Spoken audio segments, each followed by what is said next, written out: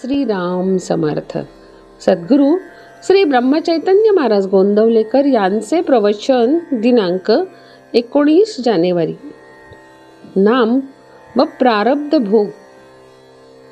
नामाचा संबंध प्रारब्धाशी कसा आहे असे पुष्कळ लोक विचारतात. हा प्रश्न एका दृष्टीने फार महत्त्वाचा आहे. बहुतेक लोक प्रारब्ध टळावे म्हणून नाम घेतात. देहाचे सुखदुःख हे माझेच सुखदुःख आहे, किंबहुना देह सुखी तर मी सुखी आणि देह दुःखी तर मी दुःखी अशी सामान्य मनुष्याची अवस्था असते. बरे, प्रारब्धाचे भोग हे आजपर्यंत कोणालाही चुकले नाहीत. मग कसे करावे? इथे असे लक्षात ठेवावे की प्रारब्धाची गती फक्त देहापुरतीच असते. म्हणून ज्याची देहबुद्धी कमी झाली तो देहाच्या सुखदुःखाने सुखी वा दुःखी होत नाही. नामाने देहबुद्धी कमी होते, म्हणून नामात राहणारा मनुष्य प्रारब्धाचे भोग भोगीत असताना देखील आनंदात असतो.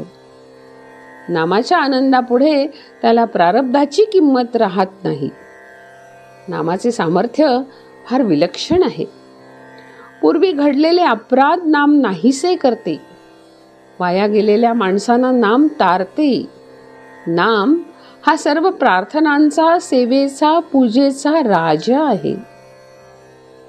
आनंदमय अशा भगवंताचे सान्निध्य नामाने लाभते आणि त्याची कृपा व्हायला वेळ लागत नाही.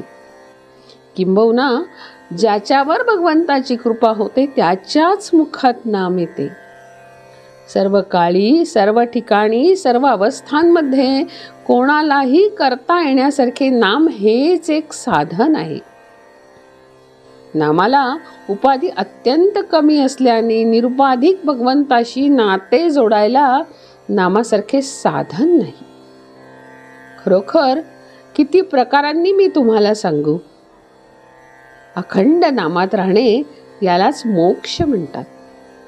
अखंड नामात जगणे यालाच पराभक्ती म्हणतात. जो नामात अखंड गुंतला त्याला संत म्हणतात. नामात प्रेम येणे ही संतांची खरी खूणच आहे. तेव्हा माझे एवढे ऐका, नामाला कदापिही विसरू नका.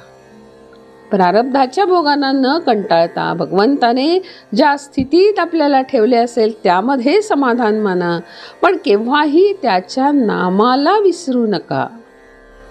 नामाने पापी माणसे पुण्यवान बनतात. देहबुद्धी कमी होणे हेच पुण्य होय आणि ते नामाने प्राप्त होते. नामाने कलीची सत्ता नाहीशी होते. वाईट किंवा विषयाच्या वासनेने बुद्धी भ्रष्ट करणे हेच कलीचे मुख्य लक्षण होय. त्याच्या मुळावर घाव घालण्याचे काम नाम घेतल्याने होते. म्हणून नामधारकाला कलीची बाधा नाही आणि प्रारब्धाची क्षिती नाही. नामाने पुण्य शरीर बनते. ज्याच्या अंतरात नाम असते तिथे भगवंताला यावे लागल्याने त्याच्या शरीरात सत्वगुणाची वाढ होते आणि तो पुण्यवान बनतो. देह प्रारब्धावर टाकून आणि आपण त्याहून निराळे राहून जे होईल त्यात आनंद मानावा. भोग प्रारब्धाने येतात असे म्हणण्यापेक्षा ते भगवंताच्या इच्छेने येतात असे म्हटले की समाधान मिळेल. भगवंताला स्मरून काम करीत असताना जे योग्य दिसेल त्याच्या इच्छेनेच आहे असे समजून काम करावे. जो असे करील त्याला समाधान झालेच पाहिजे. जानकी जीवन स्मरण. जय जय राम.